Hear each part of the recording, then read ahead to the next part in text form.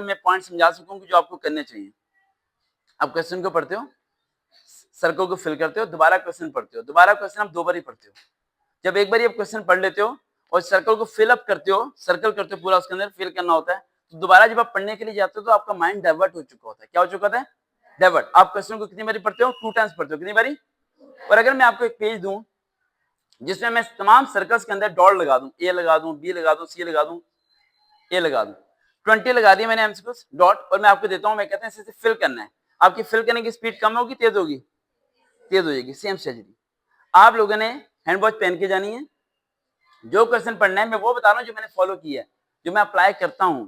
समझ आ रही मेरी बात? क्वेश्चन पढ़ना है, जो आपको ऑप्शन सही लगता है उसमें डॉट लगाना है। क्या लगाना है? उसे फिलअप नहीं करना है, लेकिन हाथ में घड़ी होनी चाहिए, ये ना हो कि सारा का सारा वक्त ही जाया हो जाए। समझ में? डॉट। अगला क्वेश्चन पढ़ना है, सिर्फ क्या लगाना है? डॉट। आपने सर्कल को फिल करने में वक्त जाया नहीं करना। जब आप कर चुके होंगे एमसीक्यूज 15 या 12 जो भी आप कहते हैं, एमसीक्यूज को साइड पर रखा, जो सर्कल होने सिर्फ क्या करना है? फिल करना है। फिल करने से आपकी स्पीड क्या हो जाएगी? तेज हो जाएगी। आप में से मैक्सिमम बच्चों के एमसीक्यूज गलत नहीं होते, उनसे टाइम मैनेज नहीं होता। क्या मैनेज नहीं होता? टाइम मैनेज नहीं होता। सारे पढ़ने वाले हैं, सारे मेहनती हैं, टीचर एफर्ट करते हैं, सब कुछ करते हैं, लेकिन आप लोग क्या करते हो? वो 12-13 एमसीक्यूज को 5-6 तो मेहनत करके कर लेते हो, लेकिन बाकी टीचर के प्रेशर की वजह से तुक्का मारते हो। क्या मारते हो? तुक्का मारते हो, वो गलत हो जाता है। लेकिन अगर आपको सिंसियरिटी के साथ 12 एमसीक्यूज हैं और 15 मिनट आपको मिले हुए हैं, यानी 3 मिनट आपके एक्स्ट्रा हैं, तो आपको हर क्वेश्चन में पूरा 1 मिनट चाहिए, जो कि आप कभी भी नहीं लगा सकते।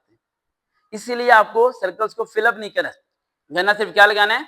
डॉट लगाना है। और जब आखिरी 1-2 मिनट रह जाएंगे तो उस पेज को बंद करके सर्कल को क्या करना है? सिर्फ फिलअप करना है, जिससे आपके 1-2 मिनट भी बेहतर हो जाएंगे और एमसीक्यू भी आपके मैक्सिमम क्या हो जाएंगे? ठीक हो जाएंगे। सेकंड पॉइंट की तरफ आते हैं। सेकंड पॉइंट हम आते हैं तशरीह की तरफ। उर्दू में तशरीह करते हैं आप लोग, 2 शेर लिखे हुए हैं और आप तशरीह करते हैं। ऐसे ही करते हैं ना आप लोग? टॉपर ऐसे नहीं करता। टॉपर 2 मिसरों को डिवाइड करता है। पहले एक मिसरा लिखेगा, यानी एक लाइन, उसकी तशरीह करेगा, फिर दूसरी लाइन लिखेगा, उसकी तशरीह करेगा। मैं जो पॉइंट बता रहा हूं उसे अप्लाई करना है आप लोगों ने भी इन प्री-बोर्ड पेपर में। समझ आ रही मेरी बात? आपने दोनों लाइनों की इकट्ठी तशरीह नहीं करनी, इकट्ठी तशरीह नहीं करनी, एक लाइन लिखनी है। देखो मेरी बात सुनो, जो सीखने का अमल होता है ना, उसके लिए कोई वक्त मैटर नहीं करता। मैंने एक मैथ का डिवीजन क्वेश्चन एक 7th क्लास की बच्ची से सीखा था। एक 7th क्लास की बच्ची जो कैलकुलेटर के बगैर डिवाइड करी थी, वो 2 ऊपर जाता है, 2 होकर नीचे 4 हो जाता है ना, वो मुझे नहीं आता था, मैंने उससे सीख लिया। मुझे इससे फर्क नहीं पड़ता सिखाने वाला कौन है। अगर आपके अंदर ये होगा ना कि सिखाने वाले से मैं नहीं सीखूंगा, मैंने इससे नहीं सीखना, तो आप कभी कामयाब नहीं हो सकते। 3 चीजें अपने दिमाग में रखें, गलती हो जाए तस्लीम कर लें, सिखाने वाला सही मिले तो सीख लें। गुरूर और तकब्बुर अपने अंदर रखेंगे तो कभी कामयाब हो नहीं पाएंगे।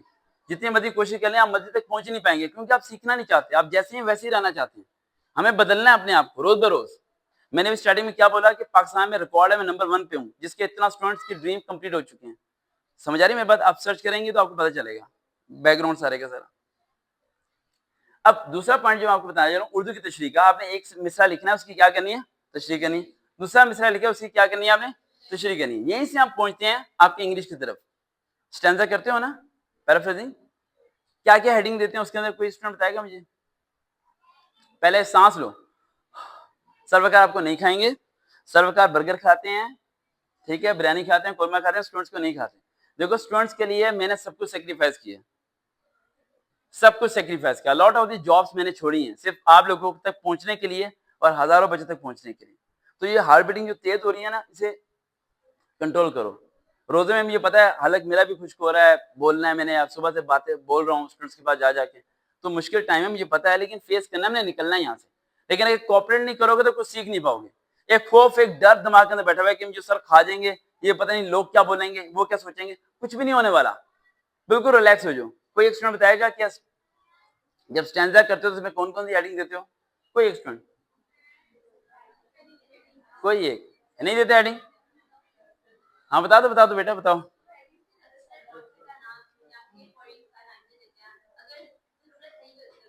ठीक है, बस ये देते हो ना। आज के बाद 3 हेडिंग्स देनी है, 3 हेडिंग्स। सबसे पहली हेडिंग आपने देनी है रेफरेंस। क्या देनी है? जो आपने बोला राइटर का नाम लिखना है, ठीक है। दूसरी हेडिंग देनी है आपने कॉन्टेक्स्ट। कौन सी देनी है? इसलिए ये रिकॉर्ड करो, ये मिल जाएगा, इसे दोबारा सुन लेना, ठीक है, कॉन्टेक्स्ट। तीसरी देनी है एक्सप्लेनेशन। क्या देनी है? एक्सप्लेनेशन। जो आप एक्सप्लेन करते हैं वो तो आपको आता है करना। अब जब भी आपने एक्सप्लेन करना है स्टैंजा को, आपने 2 पैराग्राफ में करना है। कितने पैराग्राफ में?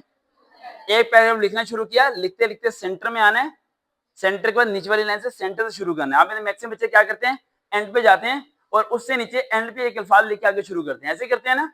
ऐसा नहीं करना कभी भी, सेंटर में ब्रेक करना है। कहां ब्रेक करना है? और उसकी नीचे वाली लाइन सेंटर से स्टार्ट करना है आपने। सिर्फ ये स्ट्रेटजी फॉलो करोगे, स्टैंजा में पूरे नंबर आएंगे। Reference, these lines, context and explanation right. आप जब इंग्लिश के करते होते हो, उसमें पैसेज करते हो, कंप्रीहेंशन जैसे आप लोग कहते हैं, राइट। क्वेश्चन दिए हुए आप फाइंड आउट करते हैं और जवाब लिखते हैं। अब मेरे कितने बच्चे हैं जो पैराग्राफ में से आंसर फाइंड आउट करते हैं? मैक्सिमम बच्चे यही करते हैं, मैं भी ये करता था, मैं भी वही करता था। एक तो आपके दिमाग में ना थोड़ा इमेज बैठा है, मैं जरा क्लियर कर दूं थोड़ा सा। मैंने फजाइया से मैट्रिक किया और सारी बाकी स्टडी मैंने गर्जन से की है। फजाइया स्कूल में स्कूल से 3 बारी द्वार फांग के भागा था। मैं पढ़ना नहीं चाहता था। इवन जब मैं एमफिल कर रहा था, तो एमफिल, जरा माइंड आपको फ्रेश करूं ना, मैं एमफिल के दौरान भी टीचर ने क्लास में पूछा था कि आप क्या बनना चाहते हो, तो मेरा आंसर था मैं पढ़ना नहीं चाहता। तो उसने मेरे को देखा, कहती you are sitting in the MPhil class और तुम पढ़ना नहीं चाहते। मैंने कहा पढ़ना नहीं चाहता। कहती एमफिल क्या कर रहे हो, फिर छोड़ के जाओ एमफिल। मैंने कहा एमफिल करना मेरी मजबूरी है, एमफिल करना मेरी क्या मजबूरी। कुछ लोगों की तालीम खुशी से होती है, कुछ की मजबूरी से होती है। तो अगर आपके घर के हालात खराब हैं तो तालीम हासिल करो मजबूरी समझ के, लेकिन करो जरूर बेटा, वरना इसके बगैर वक्त को बदल नहीं पाओगे। और जो टेंशन दिमाग में बैठी हुई है ना कि सारे टीचर ही लाइक होते हैं बचपन में, बचपन से वो ज़हीन होते हैं, ऐसा कुछ नहीं होता।